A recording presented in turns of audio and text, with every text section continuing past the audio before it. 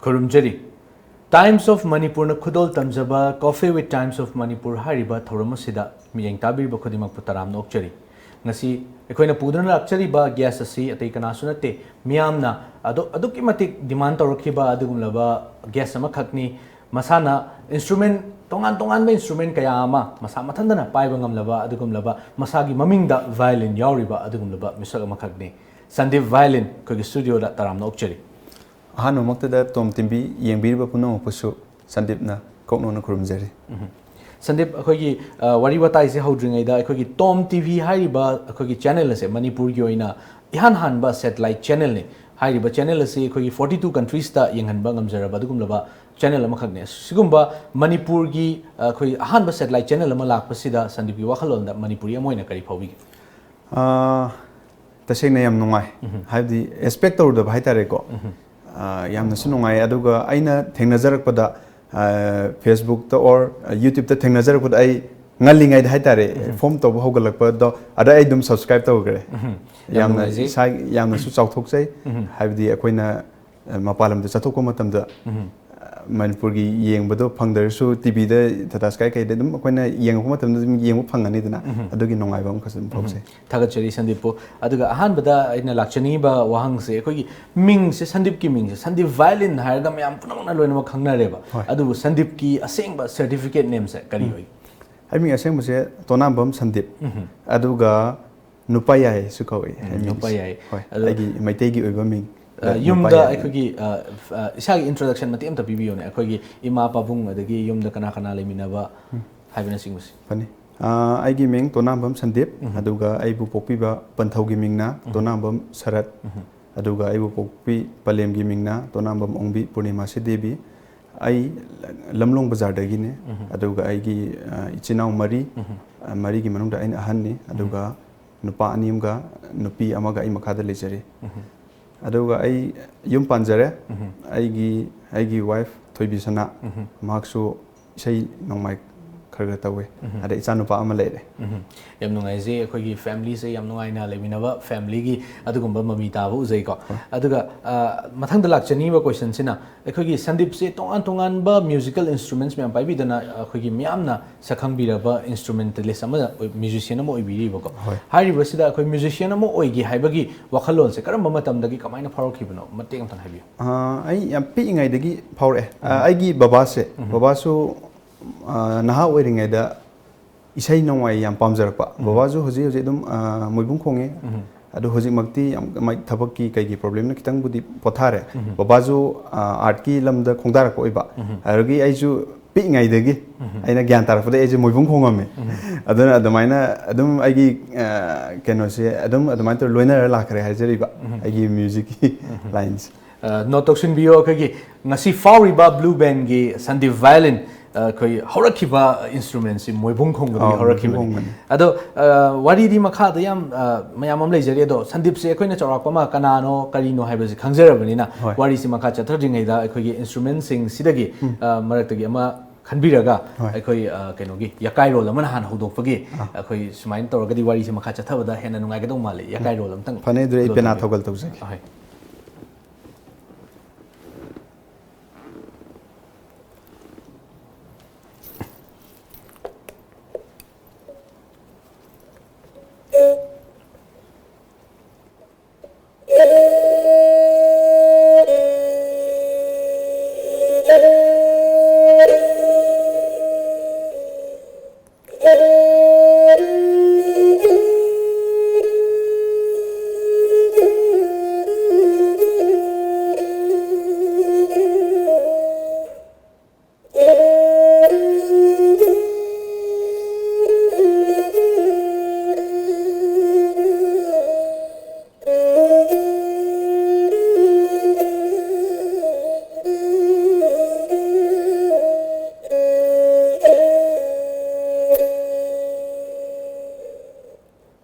yam phazana खुदोल तंबीरे अखोगी अतोप इंस्ट्रूमेंट सिंग दगी अखोई याम खेनाबा अखोगी मागी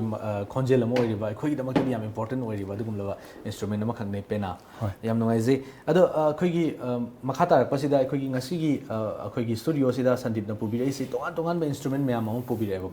हाइब इंस्ट्रूमेंट सिंग asi करी करी इंस्ट्रूमेंट सिंग नो हाइबतंग चौरपम थाइबियो sina violin are sina Indian flute are sina pena are sina Chinese instrument hulu si flute ka wesina are sina Chinese ki instrument sina digi flute हाइरिबा अखोगी चाइनीज फ्लूट सिगा अखोगी मणिपुर दा अदगी को हिंदुस्तानी क्लासिकल सिजनरीबा अखोगी बेम्बू बांसुरी से सिगदी करी करी खेना बदिल खेना बसे adum wagi wang aktani sisuwani aruga akogi Indian flute sina si chamane khena badi kasulati aduga akogi Chinese ki flute sida khena risa sisna magi akogi tongan ba sound am khak yauri ba koina sida magi membrane am khak hapaga tongan ba sound hujiki akogi poti chamanarga only sigi pot se membrane se si hapa kanda khak tongan ba oiba adu kai gumasi akoina mention matam dadi adum ha akogi Indian ki flute se siga makon dum chamane makon se akoi khenai haiba amadi takpi re ko karam maina khena bano haiba akoi ta daga di khangjeroi da wina haiba se su demo moti am thang to fani tabse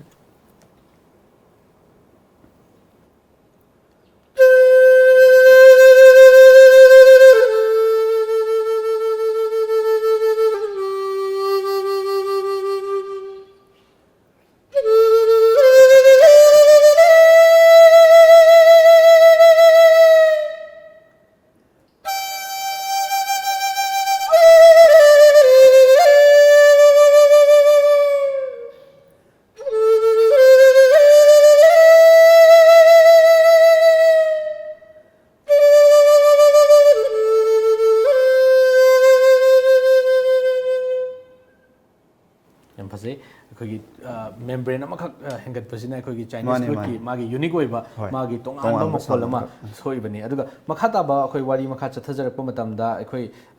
Sandeep si tongan ba instrument me ama pai biri tongan ba art form me ama chathabiri masida akhoi takpi tambirak ba oza sing se karam ba oza sing gi makha da di tambi aise 2001-2 sari ke aise Khumal lampak ta leba bal bhavan haidana koi recreation center angangi hobby center haitare ko sidagi aise tamjarakpani aibu khut paiduna takpi tambirakpa oza hagi oza ming oin panjare oza RK Jibon kacham thong hodam lekta gine oza se oza daki maitawga oza na khara tambirakpa khara da adurunga si ai mayam gi mangda kitang du soina thawal tabo phangsabani oza Jibon yamna nuksiba ai isa gisu oza ni aduga oza sigi na takpi tambiraba khoi balbhan da takpi tambiraba matungda makhata ba khoi oza sing di karam oza sing makhata ba se aise balbhan da tame adagi aina 2007-8 adai da mal koi manakta lari ambam lekai da oza kamesor na isai gi oza am khak lei oza sigi manakta aji chahi amamuk armaitawga chatsaraga aigi violin gi prathama second year se oza dagi armaitawga paikha thai cultural training institute ana adura aije prathama thajapani prathama thabiri aduga ngasai Sandeep no mang takpi gi bada koi moibung dagi hore na haibi ko moibung dagi koi violin da transition lai se si kamai toraga karamba mong da lakhi bano sim thaibi lakpase moibung ti dum ai pi ngai degi dum khong e ai de bo karma dum atai gi saradha adagi Piro Samesor adagi Zaiga loimak se adum aina gyan tarakpadi ko aina pi ngai degi khoi gi Zaiga jina han khong eba khoi gi matam dur khoi gi nupi pala lepsak maya si lefaga aina gi ipi ka pi kai aina gi khong adumai taraka ai si hawra ki bane are sum ai gi moibung gi am khong adum ai journey se sum lakpasida nong madi aina TV daga violin ga khongbaga koi oza project rubraga gi hana khongbiramba oza hoina ga khongbaje TV daga uroga sim phajaini je kam kanda isa dari expect it order pamdi pamaga ugibdo aduga kam kanda khongakani ga kam kanda udeno violin hairu poche kam kanda udeno ga jiri isa da adum kenom kha dum lei bai tare ko kam waina u phangdeno ga na adu nong de khang khanghauduna aiga imanaba amani ga taroga ise balbon da chatpasida khogi oza jina mayam se satra mayam se violin je tambaje thengnare eba raine aina TV de ugi beduni ga yam isa da nga aga ko sidi ga ꯑꯗꯨꯃꯥꯏꯅ ꯇꯧꯔꯒ ꯑꯩꯁꯦ ꯑꯗꯨꯗꯒꯤ ꯕꯥꯜꯕꯟꯗ ꯃꯤꯡ ꯆꯜꯂꯒ ꯑꯗꯨꯃꯥꯏꯅ ꯇꯧꯔꯒ ꯑꯩ ꯃꯈꯥꯁꯦ ꯇꯝꯊꯈꯤꯕ ꯑꯗꯣ ꯉꯁꯥꯏꯒꯤ ꯕꯥꯜ ꯚꯕꯟ ꯇꯥꯛꯄꯤꯔꯤꯀꯣ ꯕꯥꯜ ꯚꯕꯟ ꯑꯩꯈꯣꯏꯒꯤ ꯂꯩꯉꯥꯛꯀꯤ ꯃꯈꯥꯗ ꯂꯩꯔꯤꯕ ꯑꯩꯈꯣꯏꯒꯤ ꯁꯣꯁꯤꯌꯦꯜ ꯋꯦꯜꯐꯤꯌꯔ ꯗꯤꯄꯥꯔꯠꯃꯦꯟꯒꯤ ꯃꯈꯥꯗ ꯂꯩꯔꯤꯕ ꯑꯩꯈꯣꯏ ꯍꯧꯖꯤꯛ ꯍꯧꯖꯤꯛ ꯈꯨꯃꯟ ꯂꯝꯄꯥꯛꯇ ꯂꯩꯔꯤꯕ ꯕꯥꯜ ꯚꯕꯟ ꯑꯉꯥꯡꯁꯤꯡꯒꯤ ꯔꯤꯀ꯭रिꯌꯦꯁꯟ ꯁꯦꯟꯇꯔ ꯑꯣꯏꯅꯁꯨ ꯂꯩꯔꯤꯕ ꯁꯤꯒꯨꯝꯕ ꯃꯐꯝꯁꯤꯗ ꯑꯩꯈꯣꯏꯒꯤ ꯄꯨꯁꯟꯕꯤꯔꯛꯏꯁꯦ ꯑꯩꯈꯣꯏ ꯏꯁꯥꯅ ꯇꯧꯔꯒ ꯆꯠꯄꯤꯕ꯭ꯔꯥ ꯅꯠꯇ꯭ꯔꯒ ꯑꯇꯣꯞꯄ ꯑꯩꯈꯣꯏꯒꯤ ꯒꯥꯏꯗ ꯇꯧꯕꯤꯔꯒ ꯆꯪꯕꯤꯔꯛꯈꯤꯕ꯭ꯔꯥ ꯃꯐꯝꯁꯤꯗꯗꯤ ꯏꯁꯥꯅ ꯇꯧꯔ ꯆꯠꯆꯕꯅꯤ ꯑꯩꯒꯤ ꯏꯃꯥꯟꯅꯕ ꯃꯤꯡ ꯑꯣꯏꯅ ꯄꯟꯖꯔꯦ ꯑꯩ ꯏꯃꯥꯟꯅꯕ ꯕꯤꯁ꯭ꯋꯔꯖꯤꯠ ꯑꯩ ꯏꯃꯥꯟꯅꯕ ꯑꯩꯒꯤ ꯌꯥꯝ ꯀ꯭ꯂꯣꯁꯅꯤ ꯑꯩꯒꯤ ꯀꯩꯅꯣꯝ ꯇꯧꯕꯁꯦ ꯑꯗꯨꯝ ꯇꯥꯛꯊꯣꯛ ꯇꯥꯛꯁꯤꯟꯁꯦ ꯑꯗꯨꯝ ꯇꯧꯃꯤꯟꯅꯩ ꯃꯥꯁꯤꯒ ꯑꯗꯩ ꯑꯩꯅ ꯂꯝꯃꯛꯇ ꯆꯠꯊꯣꯛꯑꯒꯁꯨ ꯑꯩꯒꯤ ꯌꯨꯝꯒꯤ ꯀꯩꯀꯩ ꯊꯕꯛ ꯂꯩꯕꯁꯦ ꯚꯥꯏ ꯅꯪ ꯈꯔ ꯇꯧꯕꯤꯌꯨ ꯍꯥꯏꯅ ꯑꯗꯨꯝ ꯇꯧꯕꯤꯕ ꯑꯗꯨꯃꯥꯏꯅ ꯇꯧꯔꯒ ꯃꯥꯅꯦ ꯑꯗꯩ ꯑꯩꯈꯣꯏ ꯏꯃꯥꯟꯅꯕ ꯈꯔꯒ ꯂꯩꯀꯥꯏꯒꯤ ꯑꯃꯅꯤꯒ ꯇꯧꯔꯒ ꯑꯗꯨꯃꯥꯏꯅ ꯇꯧꯔꯒ ꯁꯨꯝ ꯁꯥꯏꯀꯜ ꯃꯆꯥ ꯑꯃ ꯊꯧꯔꯒ ꯑꯗꯨꯝ ꯆꯠꯂꯨꯕ ꯖꯥꯠꯇꯨꯅꯤꯗ ꯑꯩꯈꯣꯏꯒꯤ ꯚꯦꯀꯦꯁꯟꯒ ꯂꯩꯕꯒꯤ ꯑꯗꯨꯃꯥꯏꯅ ꯇꯧꯔ ꯇꯝ ꯂꯩꯔꯝꯕꯗ ꯑꯗꯨ ꯇꯥꯔꯗꯤ ꯑꯗꯨꯃꯥꯏꯅ ꯇꯧꯔ ꯃꯤꯡ ꯆꯜꯂꯁꯤꯅ ꯇꯧꯔꯒ ꯑꯗꯨꯃꯥꯏꯅ ꯇꯧꯔ ꯇꯝꯈꯤꯕꯅꯤ ꯑꯗꯣ ꯑꯩꯈꯣꯏꯒꯤ ꯃꯃꯥꯡꯗ ꯑꯩꯈꯣꯏꯅ ꯎꯅꯖꯈꯤꯕ ꯒꯦꯁꯁꯤꯡꯒꯤ ꯃꯔꯛꯇꯁꯨ ꯑꯩꯈꯣꯏꯒꯤ ꯐꯥꯎꯔꯕ ꯒꯦꯁ ꯀꯌꯥ ꯑꯃ ꯑꯩꯈꯣꯏ ꯕꯥꯜ ꯚꯕꯟꯗꯒꯤ ꯍꯧꯔꯛꯏ ꯍꯥꯏꯕ ꯇꯥꯛꯄꯤꯔꯝꯕ ꯃꯌꯥꯝ ꯑꯃ ꯊꯦꯡꯅꯖꯩꯀꯣ ꯑꯗꯣ ꯉꯁꯤ ꯑꯣꯏꯔꯤꯕ ꯑꯩꯈꯣꯏꯒꯤ ꯁꯟꯗꯤꯞ ꯚꯥꯏꯂꯤꯟꯁꯦ ꯑꯣꯏꯅꯕ ꯍꯣꯠꯅꯕꯗ ꯕꯥꯜ ꯚꯕꯟꯁꯤ ꯀꯌꯥꯃꯨꯛ ꯌꯥꯝ ꯏꯝꯄꯣꯔꯇꯦꯟ ꯑꯣꯏꯌꯦꯅ ꯈꯟꯕꯤ ꯌꯥꯝ ꯏꯝꯄꯣꯔꯇꯦꯟ ꯑꯣꯏꯈ꯭ꯔꯦ ꯑꯣꯏꯈ꯭ꯔꯗꯤ ꯇꯁꯦꯡꯅ ꯑꯩꯅ ꯕꯥꯜꯕꯟꯗ ꯆꯠꯂꯝꯗ꯭ꯔꯕ ꯆꯠꯂꯝꯗ ꯇꯥꯔꯒꯗꯤ ꯑꯩ ꯉꯁꯤ ꯑꯩꯒꯤ ꯏꯁꯥꯒꯤ ꯃꯤꯡ ꯁꯟꯗꯤꯞ ꯚꯥꯏꯂꯤꯟ ꯍꯥꯏꯗꯅ ꯑꯩꯒꯤ ꯃꯌꯥꯝꯅ ꯅꯨꯡꯁꯤꯕꯤꯗꯨꯅ ꯀꯧꯅꯕꯤꯔꯤꯕ ꯑꯣꯔ ꯃꯌꯥꯝꯅ ꯈꯪꯅꯕꯤꯔꯤꯕꯁꯦ ꯇꯁꯦꯡꯅ ꯑꯣꯏꯔꯝꯗꯕꯁꯨ ꯌꯥꯏ ꯌꯥꯝ ꯅꯨꯡꯉꯥꯏꯖꯩ ꯑꯗꯨꯒ ꯑꯩꯈꯣꯏꯒꯤ ꯁꯟꯗꯤꯞꯀꯤ ꯑꯩꯈꯣꯏꯒꯤ ꯉꯁꯤ ꯐꯥꯎꯕꯗ ꯆꯪꯁꯤꯜꯂꯛꯏꯕ म्यूजिकल ꯖꯔꯅꯤ ꯍꯥꯏꯖꯕ ꯇꯥꯔꯦ ꯍꯥꯏꯔꯤꯕꯁꯤꯗ ꯑꯩꯈꯣꯏ ꯆꯪꯁꯤꯜꯂꯛꯄ ꯃꯇꯝꯗ ꯇꯣꯉꯥꯟ ꯇꯣꯉꯥꯟꯕ ꯃꯤꯑꯣꯏ ꯀꯌꯥꯅ ꯑꯩꯈꯣꯏꯒꯤ ꯈꯪꯕꯤꯗꯅ ꯑꯩꯈꯣꯏꯒꯤ ꯑꯦꯋꯥꯔꯗꯁꯅꯆꯤꯡꯕ ꯑꯦꯆꯤꯚꯃꯦꯟꯠꯁ ꯃꯌꯥꯝ ꯂꯩꯈꯤꯕ ꯑꯦꯋꯥꯔꯗ ꯄꯤꯕꯤꯔꯛꯄꯅꯆꯤꯡꯕ ꯃꯌꯥꯝ ꯑꯃ ꯂꯩꯔꯝꯒꯅꯤ ꯀꯔꯝꯕ ꯑꯦꯋꯥꯔꯗꯁꯤꯡꯗꯤ ꯐꯪꯕꯤꯔꯦ ꯑꯦꯆꯤꯚꯃꯦꯟꯠ ꯀꯩꯀꯩ ꯑꯦꯋꯥꯔꯗꯁꯦ ꯇꯁꯦꯡꯅ ꯀꯣꯝꯄꯤꯇꯤꯁꯟ ꯏꯟꯗꯤꯕꯤꯖꯨꯋꯦꯜ ꯑꯣꯏꯅ ꯀꯣꯝꯄꯤꯇꯤꯁꯟꯃꯛꯇꯤ ꯑꯗꯨꯃꯛꯇꯤ ꯑꯩꯁꯦ ꯌꯥꯎꯖꯗ꯭ꯔꯦ ꯑꯗꯨꯒ ꯒ꯭ꯔꯨꯞꯀꯤ ꯑꯣꯏꯕ ꯑꯩꯈꯣꯏꯒꯤ ꯒ꯭ꯔꯨꯞꯀꯤ ꯐꯣꯛ ꯁꯣꯡ ꯀꯣꯝꯄꯤꯇꯤꯁꯟ ꯑꯗꯩ ꯑꯩꯈꯣꯏꯒꯤ ꯁ꯭ꯇꯦꯠ ꯂꯦꯚꯦꯜ ꯌꯨꯠ ꯐꯦꯁꯇꯤꯚꯦꯜ ꯑꯗꯒꯤ ꯑꯇꯩ ꯑꯇꯩ ꯑꯗꯨꯒꯨꯝꯕ ꯃꯌꯥꯝ ꯑꯗꯒꯤ ꯑꯩꯒꯤ ꯁꯥꯔꯇꯤꯐꯤꯀꯦꯠ ꯑꯣꯐ ꯑꯦꯄ꯭ꯔꯤꯁꯤꯌꯦꯁꯟꯒꯨꯝꯕꯀꯣ ꯑꯗꯨꯝꯕ ꯁꯥꯔꯇꯤꯐꯤꯀꯦꯠ ꯃꯌꯥꯝ ꯑꯃꯗꯤ ꯂꯩꯔꯦ ꯑꯩꯉꯣꯟꯗ ꯑꯗꯒꯤ ꯍꯧꯖꯤꯛꯀꯤ ꯍꯥꯏꯔꯤꯕ ꯑꯩꯈꯣꯏꯒꯤ ꯒ꯭ꯔꯨꯞ ꯁꯣꯡ ꯀꯣꯝꯄꯤꯇꯤꯁꯟ ꯁꯤꯁꯦ ꯐꯥꯔꯁ ꯇꯥꯕꯒꯤ ꯁꯥꯔꯇꯤꯐꯤꯀꯦꯠ ꯑꯗꯨꯝꯕ ꯑꯗꯒꯤ ꯈꯔ ꯑꯗꯨꯝ ꯁꯥꯔꯇꯤꯐꯤꯀꯦꯠ ꯈꯔꯗꯤ ꯑꯗꯨꯝ ꯁꯟꯗꯤꯞ ꯍꯧꯖꯤꯛ ꯋꯥꯔꯤꯁꯨ ꯌꯥꯝ ꯅꯨꯡꯉꯥꯏꯔꯤ ꯑꯗꯨꯒ ꯑꯩꯈꯣꯏ ꯃ꯭ꯌꯨꯖꯤꯁꯤꯌꯥꯟ ꯑꯃ ꯂꯥꯛꯑꯒ ꯏꯁꯩꯁꯤ ꯌꯥꯝ ꯈꯣꯡꯍꯟꯗ꯭ꯔꯦ ꯋꯥꯔꯤꯗ ꯑꯗꯨꯝ ꯁꯥꯔꯒ ꯂꯩꯔꯦꯅ ꯍꯥꯏꯅꯈꯤꯕ ꯇꯥꯔꯦ ꯑꯗꯨꯅ ꯑꯩꯈꯣꯏꯒꯤ ꯚꯥꯏꯂꯤꯟꯗ ꯁꯟꯗꯤꯞꯅ ꯃꯃꯥꯡꯗ ꯈꯨꯗꯣꯜ ꯇꯝꯕꯤꯈꯤꯕ ꯑꯩꯈꯣꯏꯒꯤ ꯑꯩꯒꯤ ꯄꯨꯟꯁꯤ ꯅꯪꯒ ꯀꯔꯤ ꯊꯣꯛꯅꯩ ꯑꯩꯒ ꯍꯥꯏꯔꯤꯕ ꯏꯁꯩꯁꯦ ꯃꯁꯤ ꯃꯇꯪ ꯚꯥꯏꯂꯤꯟ ꯄꯤꯁ ꯑꯝꯇꯪ ꯃꯇꯦꯛ ꯑꯝꯇꯪ ꯈꯨꯗꯣꯜ ꯇꯝꯕꯤꯔꯝꯃꯤ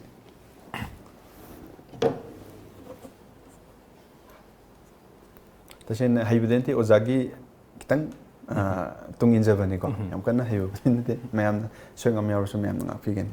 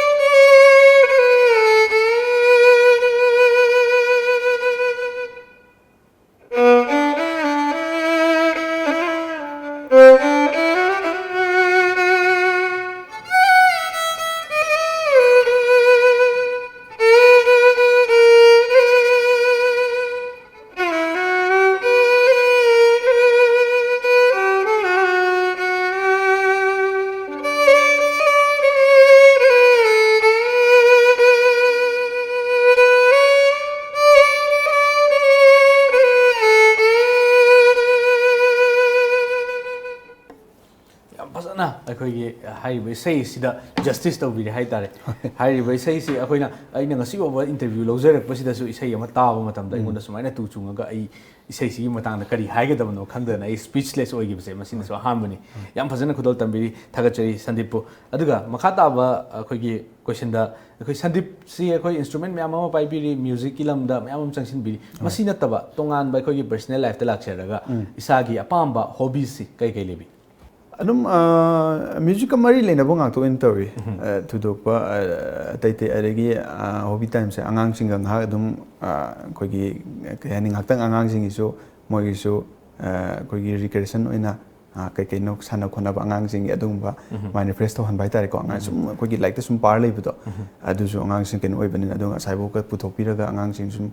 koi ba pubi ba adagi dum angang sing adagi sana khona ba leidina khoi gi cricket ka sum anmai yoksan bi bai tare ko angang sing adugumba adumai no into agang sing matang sida lakchani se khoi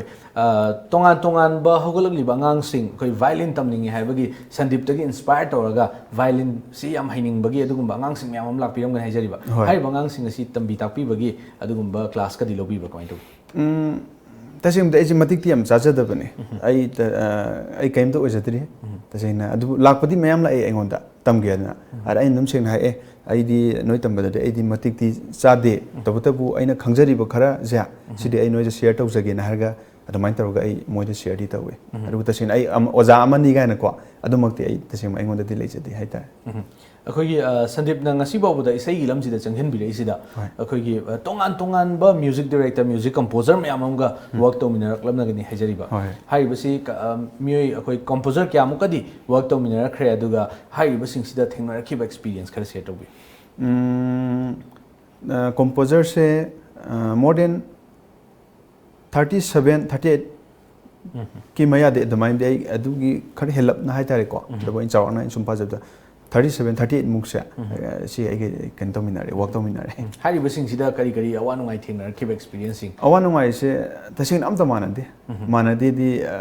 mayam do ko adugi habdi khara adum nungai badu loi nungai ko adu moi moi de gi mem koi gi composer mem director mem do tongan tongan bani na moi gi oiba tongan tongan ba ideas mem adum mem do adum aina loksan bangam me aduga marak sida laksani se koi tongan tongan bai sei myam sida work to birak pa matam sida khoi gi Sandeep na khonga ga di hojik mayam se tarage na ngai lemne thamoi se sum hatoi gi ngai ga lerem haijari ba aduda koi Sandeep na khongi ba matam da yam wa gi ba taw su ya ki da bagumba khoi adugumba kaino music piece hagadra marak ki score hagadra adugumba sing di yobi gi ba adumakti yawgi de yam ngai je aduga makha taba question da lakchani ngi se khoi tongan tongan mafam da khoi lekai da isai tawba sing da khoi Sandeep hoji blue band gi khoi gi violence soine so lebi ni ko aduga tongan tongan ba lekai da mafam sing da isai chatpa matam da khoi gi thengnarak ba awan ngai sing kai kai awa ba thengnari kai kai ngai ba thengnabi adu je aduki matik thengnare awa ba se khoi gi kai ni khoi gi Manipur gi babok sing se maruina isai nongmai tawre na haraga maruina khoi naha jing nupa jing adai naha jing hai tare ko mainly nupa sing se musana mana khoi nisa pa cha sala lak po gumba arigi akhoi di profession amo ina khoi di phajana tawri ne program do ara moina khoi stage ta ka khalaga paisa ga je hekta khoi artist mamai de langjan bi gumba siguma myam je akhoi di nongai jadabani na tasin moina khoi di khali je kari in ubiri no gain ko so isa da wakal feel ta bu cha ta es Smile to the Tadi, touching them, she no was Potavana Parida and Akojikari when a moon ubirino, Queen a mogi the Mokta, Queen from the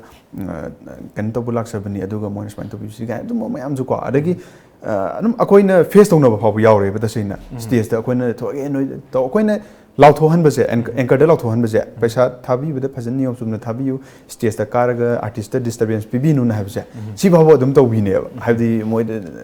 quick the car or the heavy mong. I don't know the noise the I'm saying have the artist saying Kitang respect Lehaning, and stays the car buggy habits, Sima a Taduk Haning, Kogi Manipur Giba boxing that. Yampasa Wakaloni, Mayam Seba Tozeriba artist singbo, Ikai from the wood pio, Amadi Kogi. Usithoi dana tauba adagi pasha thabada niyom chum dana thaba sing asi to honjaning de haba Sandeep ki yam phajaw wakhalon aduga makha tarapa question da Sandeep akhoi gi Manipur da di Sandeep violin hai si kana anu se loina khangaga leire ado mapan lamda Manipur gi wang mada adagi India gi wang mana chingmada chatlaga akhoi gi performance piruba sigumba na chingba di leire leire karam mafam sing da kari aise ihan hana aise mapalam da chatpasa aise theater gi doin challe aise drama gi khoi gi child play hagadra angang gi drama gi aise first time aise lila drama gi oina challe aise theater artist amo in haitare adugi matung da adai khoi balban gi site gi haitare mator kai lam anum khar dis sarure Delhi adagi Kolkata adagi Goa Kerala adagi almost a number of India gi state singse number lon chacharure aduga akoi ikoi koi jingai da social media da akoi Sandeep na share tobirakpa akoi photo videos na singbada akoi thengna jabada akoi India gi mapan da Sandeep chalubagi adugumba amakak thengna jai masina kamai tawon masi aiji lam ahum di chacharure Thailand gi amane adagi Laos tamaga adagi handa ikoi koi dana ta Mexico tam ga chacharure hari basi kari kari program gi chat masi Thailand gi chat pasina akoi gi dance academy gi accompany son chat pene ise moibung khonge adagi basi adagi violin taran mai troga accompany soina chat pene akoi gi sangeet nata academy na thaba adum chatle adagi Laos chat pasina akoi rhythms of Manipur gi ajo artist oine lejabane rhythms of Manipur gi program piba chatle Laos adagi hojigi Mexico da chat pasa sijina jagoi morban akoi Manipur gi sangstan amkhak leijariba jagoi morba hariba sangstan ja sisigi Mexico da leiriba magi koigi whole country Mexico hariba country sida leiriba lamje anam lon koire hadi nami 35 mukse akoi program piba pibse ngasi lam sida piramba se hayeng na mu akoi atopa province da piba anmai targa magi leiriba magi province tara mukse akoi program tawre loina mak koi bagi aduga khudong chawa ma phangi yam nungai je aduga mafam sing asida akoi India gi wangma da Manipur gi wangma chatlaga tongan tongan mafam da isai gi lamda music gi lamda kari kari kamai tawnari ge sa yam thengna bira abane ba hairi ba sing je thengna raba matungda hojik Manipur da chatnari ba akoi gi isai gi system isai gi train si karam ba standard da leina khanbi aduga akoi masida gi hena chawkhatna kari kari tawbi ai khan tasin mapalam ga yengnarubu matamda Manipur se pangnopti nopti haibadi maruina koigi blue bean asu yam chawa contribution amasu PM koigi Manipur gi matam isai sida tasena aina yaudringai degi haitare ko aina yaudringai mawang degi blue bean kari ko makhara koi matam isai gi sida kitang masak thokpa mina kitang koigi masak thokpa tawba ya basi ko haibdi stage tabu ersu hana koigi upak ta taramba adagi koi jinga mathak ta taramba se kitang blue band kitang koigi standard am haitare ko kitang level am khakta pukhalaga hoji se thambirame ba aduga hojikti khenadre akoi mapalam da aina Mexico da aina program tarkuma tam da moide tahori ba koigi full trust ka pandana regi light nong kai nongje loi makse akoigi Manipur da tarusia Manipur na kaisu ta de ba tabu khenaba mana migi di yamna gentle oina yenge ba program se akoigi langja targa su artist akai ba disturbance pi de ba koi Manipur gi na koigi artist oina disturbance pi je koigi stage ma thaka khalaga paisa thaba gum to se si kang ne khena je si tang lothok pi raga di aduri koi artist aina nongai ni haiba wahesi koi viewers ne su note token bio koi Mexico da lehori ba isai concert tobagi koi chanabi asiga koi Manipur ga khenari ba asi koi miyam sina paisa thaba madi langsan bidaba sigatani khenari se Mexico ga koi Manipur da leriba singsiga aduga mathangda laksani ba question sina koi composer mayam ga work to minara kanda koi isai se koi Sandeep na koi musician amoina instrumentalist amoina isagi tobom thokba kaino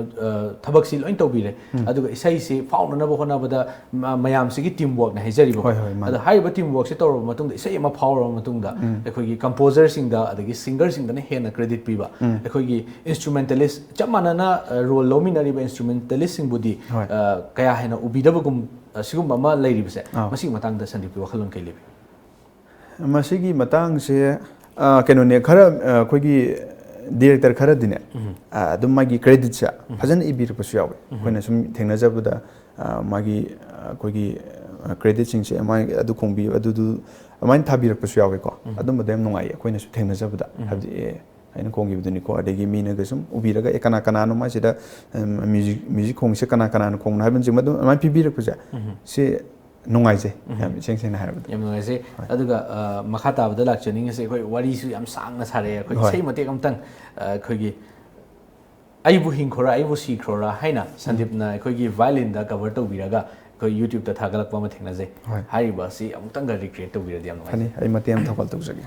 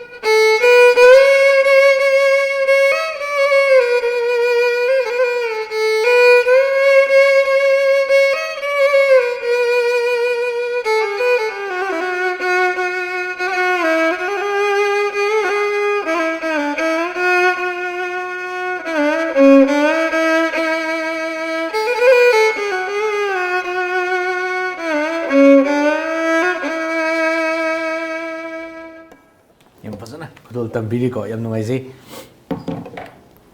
ꯑꯗꯨꯒ ꯑꯩꯈꯣꯏꯒꯤ ꯁꯟꯗꯤꯞꯁꯦ ꯑꯩꯈꯣꯏ instrument ꯃꯌꯥꯝ ꯑꯃꯁꯨ ꯄꯥꯏꯕꯤꯔꯤ ꯏꯁꯩ ꯔꯦꯀꯣꯔꯗꯤꯡꯁꯨ ꯆꯠꯂꯤ ꯑꯗꯒꯤ ꯑꯩꯈꯣꯏꯒꯤ ꯏꯁꯩ ꯀꯟꯁꯔꯠ ꯇꯧꯔꯤꯕ ꯃꯐꯝꯁꯤꯡꯁꯤꯗꯁꯨ ꯆꯠꯂꯤ ꯑꯗꯒꯤ ꯏꯁꯥꯒꯤ ꯄꯔꯁꯣꯅꯦꯜ ꯂꯥꯏꯐ ꯍꯥꯏꯕ ꯑꯃꯁꯨ ꯑꯃꯨꯛ ꯂꯩ ꯍꯥꯏꯔꯤꯕꯁꯤꯡ ꯑꯁꯤ ꯀꯃꯥꯏꯅ ꯑꯩꯈꯣꯏ ꯕꯦꯂꯦꯟꯁ ꯇꯧꯕꯤ ꯇꯁꯦꯡꯅ ꯑꯩꯒꯤ ꯋꯥꯏꯐꯁꯨ ꯃꯥꯁꯨ ꯏꯁꯩ ꯅꯣꯡꯃꯥꯏ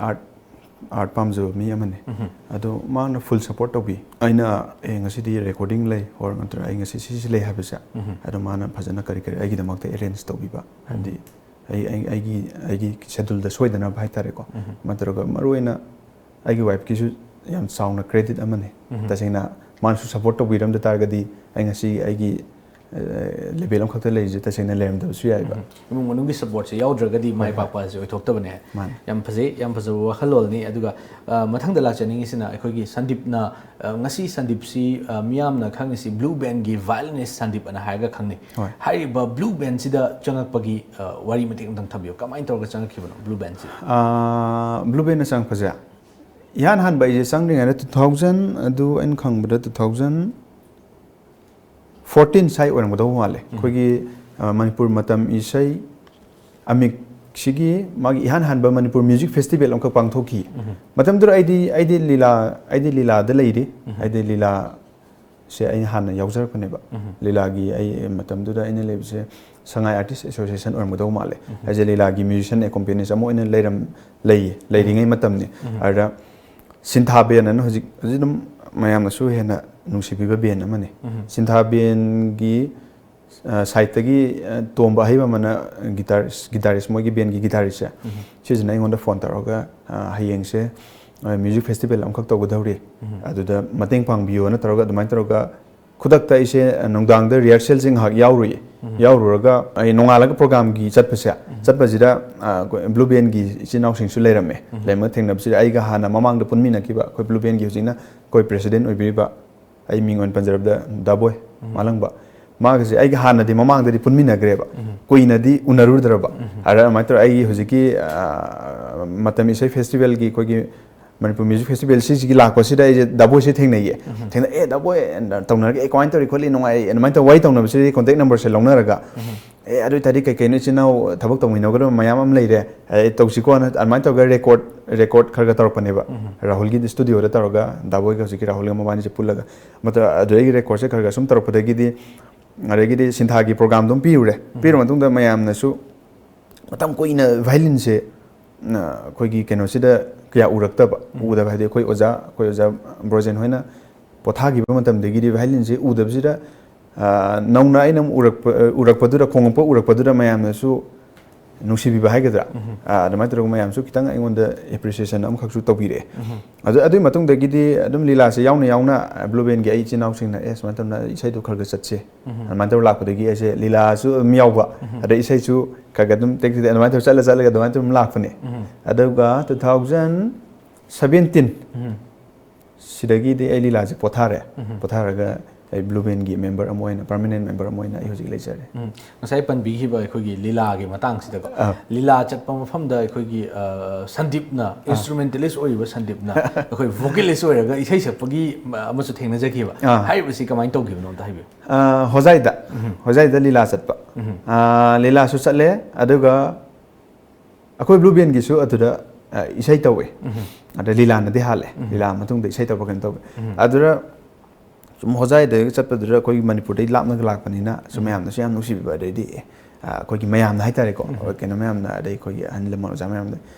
an gi sem tang sakpi na haibadu di an mai troga ina koi gi sankirtan gi isai matiem kha ina thogol tawgi ban hai bi sai se ningsing biraga di matiem tang khodol tambi tawjagi matiem tang tawjagi yam haibadi natte sum aina ken tawjagi khara ko मतम कया लेले आंगां ओइना ओइजब खंगदना सानादुना मतम कया लेले आंगां ओइना जबल ओइरक्ले कनाबु किरुदे इरांग लुप्तुना हरि नाम soul हौद्रे मतम कया लेले आंगां ओइना ahal oirakle sagai chaurakle icha isu nungsibagi thaurina pulle matam loirakle jomgi mapau lakle loina hundok lamlaga mongfamda hiple matam kaya leli angang oina Monchika. Monchika yamna khoi marik chumna sakpidana yam phasana khudol tambiri ko yam nungai ji sanjip khoi Sandeep ta makhatana lakchani ba wahangse khoi isai se khoi Sandeep na ngasi bawda work tawri be isai se phanayam di yamam mani ba khoi na taja bada bawda phanayam yame kaya mukti subire pun isai more than 180 songs my lay more than 180 song aduga khoi hojik release tawgada isai sing di lebir release tawgada se ai ngang han ai record tawba anum isai khare leiri release tawgada isai mari manga mukti domain leiri mamale aduga akhoi mathang tar question aina laksani se khoi blue band bye bye da khoi sin giba isai thoram amada akhoina khoi Arvin Soibam namdam sigi sakna ba sai sakpa Arvin Soibam gi khoi ho nongdam ba hai be sai yam phajana khoi khudol tambi giba adugi matung tarak pada muk Sandeep na ho nongdam ba hai be sai se violin da khoi amuk instrumental oina khoi practice session guma male madu adda khongbirapagi mati am khak tajagi hai basi engonda su yamna touching oiba adugumba isai ama adagi yamna phajaba mayamna su pamna gada isai mo oibani ada hai be isai se violin mati am tang khudol tambi try toge ai khongdi adugi nongdamba se sigi su music ki my back keno se sisu aina khonggi bani sigi my violin gi back se sisu adu tasengna khodi adum keno ene lebni am kan isai se sidi am kan di khongdi adu try toge matem tang or so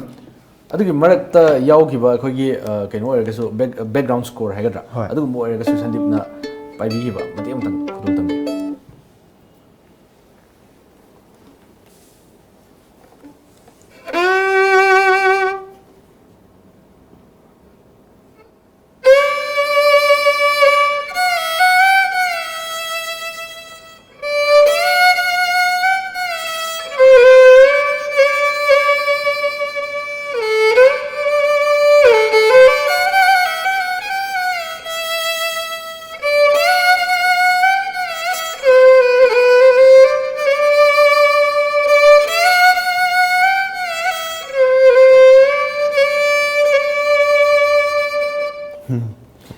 yam phajana khudol tambiri ho nongdamba karino tawise engonda yam phajana Sandeep no khudol tamjari wari su yam nungairi adubu wari gi marakta khoi atenba break amtang lojage myam yeng ta don lebi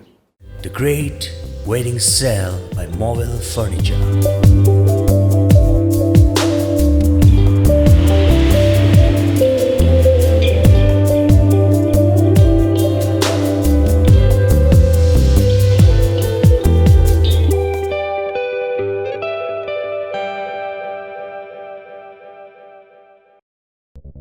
NIT Manipur na Sinduna Ogri 2019 Drift into Utopia Haiva Team da Mars Kungani Pantiki Kuntraga Matwe Fawa Langol de Laiba NIT da Aktuk Jaragani Thauram Masigi Manung Channa Miss Ogri Mega Night Battle of the Bands Hip Hop Night Dance Competition Cosplay Mini Night Voice of Ogri Extempo Debate Quiz Painting Football Dota 2 Counter Strike PUBG Mobile Amadi Mobile Legends da Chingba Event Sing Yauri Form Phangpham Ogri Office NIT Manipur Langol Sindam Book House Singzamai Dissolve Center Kasampat Junction Deltas Zero Squawkatel Ibojo Computer Center MU Gate Opposite Nandini Bookstore Bisnupur Bazaar Neo Bakery Ningthokong Lifestyle Fitness Gyms Thangai Pro LK Bookstore Lamlong Lairik Makon Palace Gate Ravi Joinery Kakjing Gateway Nambol Thangzam Pepper Mart Moirang AVC Bookstore Kongba Bazaar Naughty Dog Kashampat Big M Studio Kawa Makhanaurem Laikai Last date of form submission 15 March 2019 Akupa Marol Gidama Equity website www.ogri.org daki Khanglaba Yagani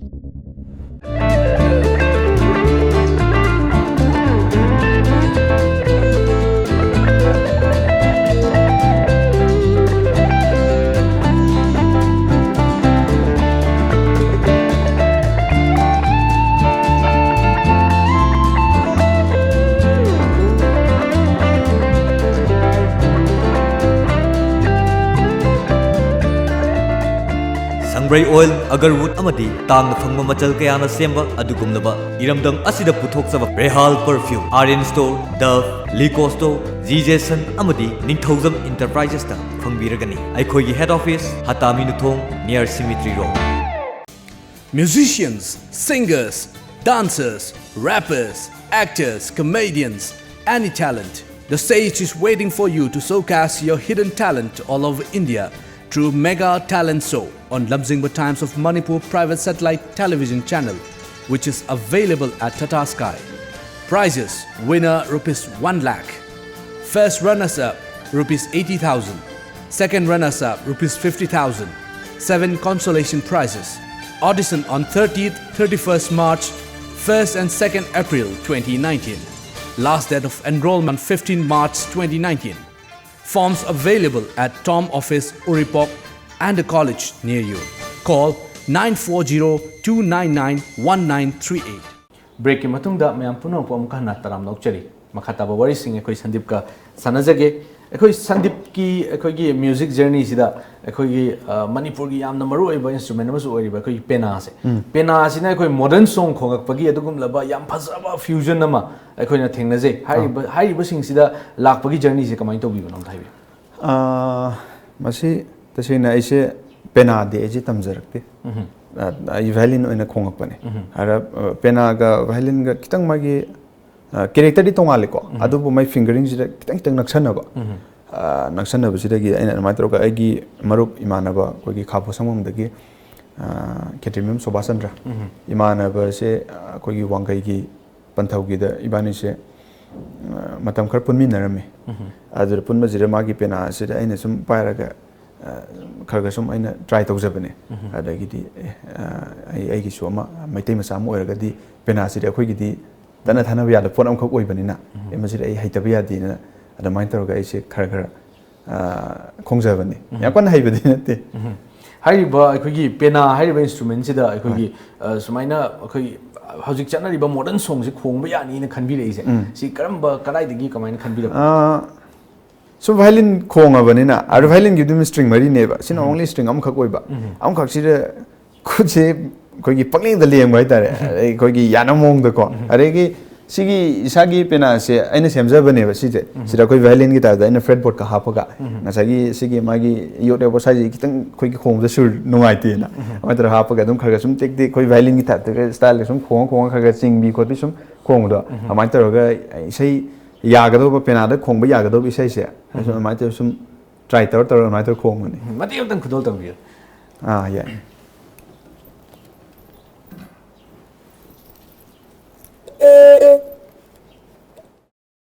कोई सुरमान से पर नुंगो लेदा अदो मती हम तंग तू जगे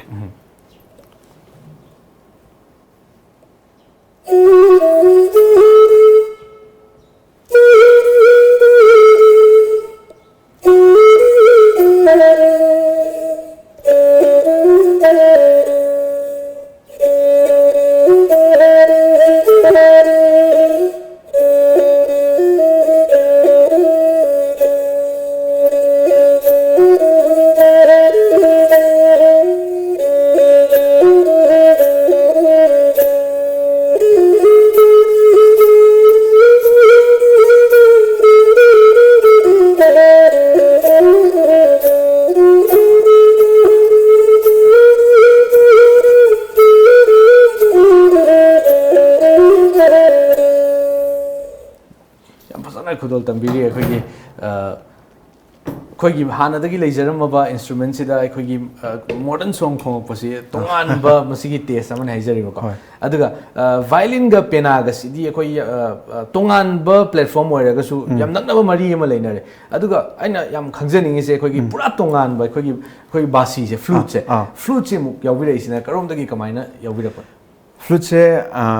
aigi kakaje kaka legidre mingon panjare tonam dolamani kakaji ju kogi aina pi ngai dai tar aram kakaju basi babaju basi khar khongami jagoi keke are basi je yumda di basi je tar ga le tar habdi ko kahan sum khar sum khongbudo ara matam da idi basi ga di khongdri airam habe ko kahan khongbudo dum thengnaraga basi wen di pai da aise balwan da violin di tamme tamaban tamma matung da gidi saregama di khange da na khangam ne na de basi ko bagi ge leib da ain sum an da par khar sum khongsana bane ba khongsana de ade khar sum hairaga adi ko gi balwan gi kem ga tabuse ra ko gi oza thoi bana jago gi oza ma nam thong da gi lei man sanim nang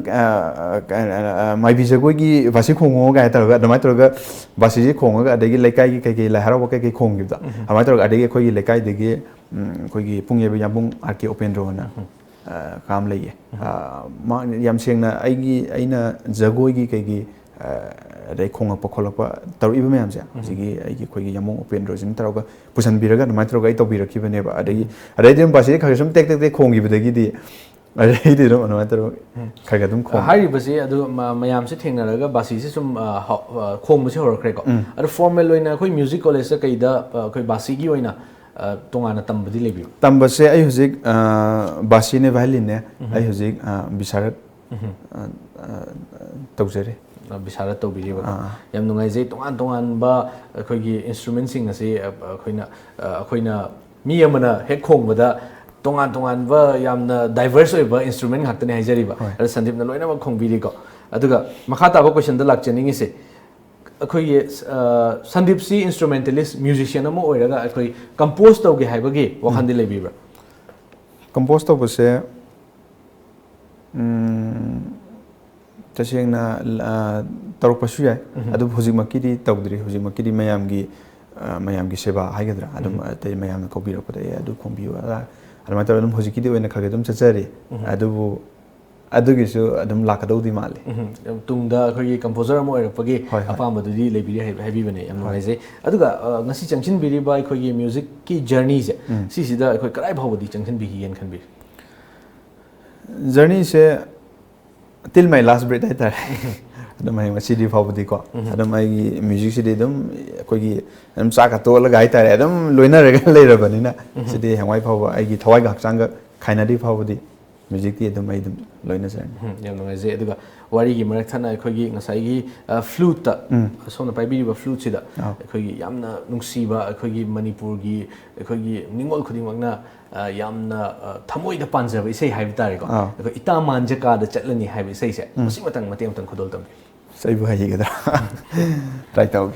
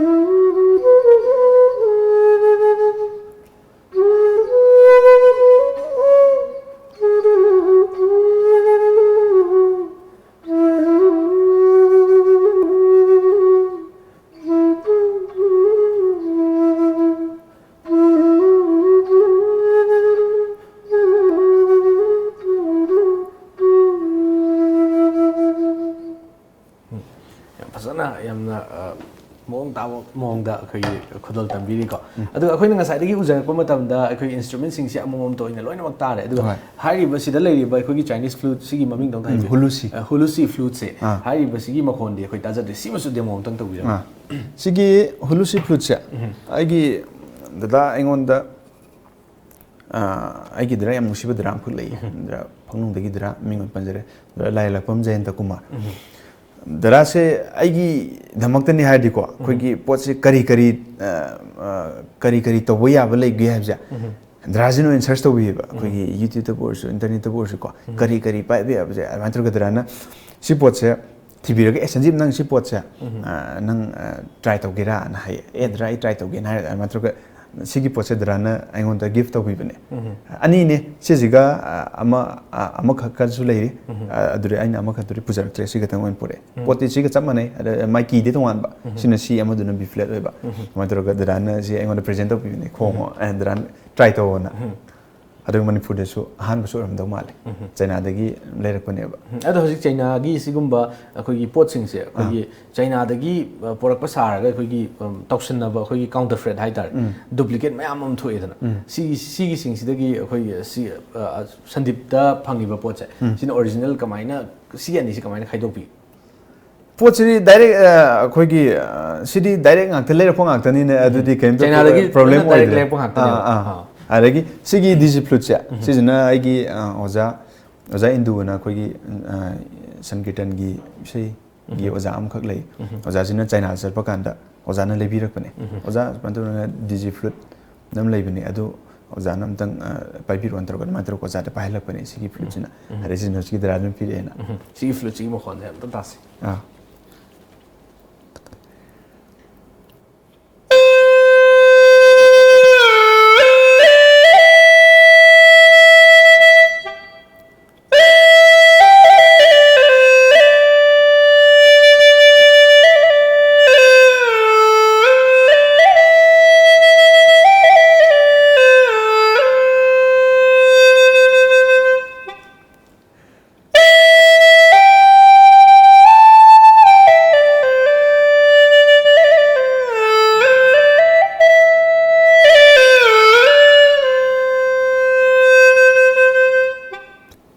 magi tongan wa khoi gi flute makhal sing si gi tongan wa magi unique oi ba makhol sing ne hajari ba ko yam nungai je aduga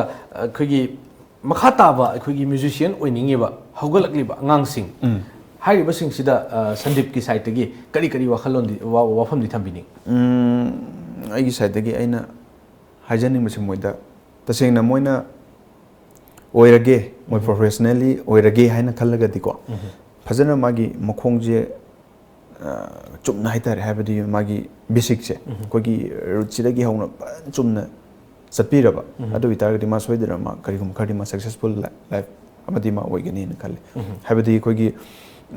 lam kogi kharga su toksalgum to adigi khangdu bitar ma sum tawgi bisa sina keno ar kadoma kogi kahani yamna perfect oiroidaba adun kitang koina tawningi ba photo artist na habda ai magna ngamdabo targasu aingonda lagasu aina guide tobiraga yes ma tawsi de chalo adai sma han taw aduga chumna nangi aigina khangi ba khara duri ko chumna niyom chum takpi de na aina khangdaba duri aina guide to pibiraga haitare ma bu chum akogi magi kani mari yamna chumba haitare ko adum ma adamain tro oi ona yam azaba aduga yamna tamjani ngai oi ba adugumba wafam sing ni thambiri se aduga makha tarak pasida akogi Sandeep si akoi art forms sing sibu akoi practice to biri ba artist amani artist amoina isagi wakhalol da mayam gi nataba mayam gi general of don taba isagi wakhalol da art haibase kari ne na logi art sidi tajina akoi miu ba semak pasa sidai dum art sidi art dum oire yam sing na haib da miu ba semak kodagi hauna khudi mak tori ba khudi mak sa sidi art naktane sidi yam phajaba adugumba wakhalol ni mioi ba semak padagi horaga akhoi aroi ba saruk to ba art hatne haibiri yam phajai ado loisalak pasida akhoi gi round ma khak leijai ko tom gi wahang adom gi paukhum hairiba akhoi gi round ma khak leijai ai question si thuna hangjarake aduga yam kuina khandabida Sandeep na thuna khumbiro ahan ba question kogi tongan ba social cause me am lai ko crime against women gi mayokta chathaba adugumba social cause ta toba thabak sing adagi khoi gender equality gi adagi sigumba mayam am lai hajariba social cause amagi awareness music concert ama singa dore hane khalase karamba social cause sinbini peace and harmony yam phasa wakhalol ni tongan ba instrument mayam ama paibiri masigi marakta ama khanbiyu hairabadi karamba khanbigane instrument je violin isana sugai haitaba musical instrument ama haibiyu san sugai haitaba tabla okay hojik leiriba ekhoi ngasai mamang da takpi he ko ichanupa ama leyen hojik leiriba ichanupa asigi makha da ichanupa natraga nupi ama laklagadi kari ming thonbini nupa gidi नुपागी खंगद्रे अदुगा नुपी ओरगना वायोलिना अदुगा मैटेगी ओबा मिंग अमा मतमदुरा इना खलगा नमाइतरगा ओके यम फजबा मिंग अमा थोनबिदोरी पुंसीदा ख्वाइदगी नुंगाइखिबा मिकुप अमा हाइबियो पुंसीदा ख्वाइदगी नुंगाइखिबसे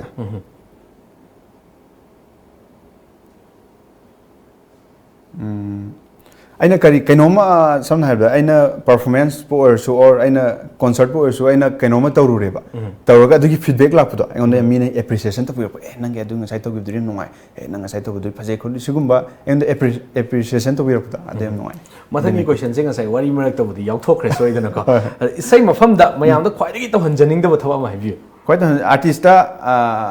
koi gi kena to disturbance pibi da basa si to artist disturbance pibi da ba si pamje he bane aduga mathangi question da blue band da yawbugi nungai ba ma nungai ta ba ma habiyo blue band da yawbai nungai ba se akoi loimak amana mabu understand to mine koin kenom to je haba matam da loimak work to mine aduga nungai ta ba tasina nungai ta ba lete adubu aina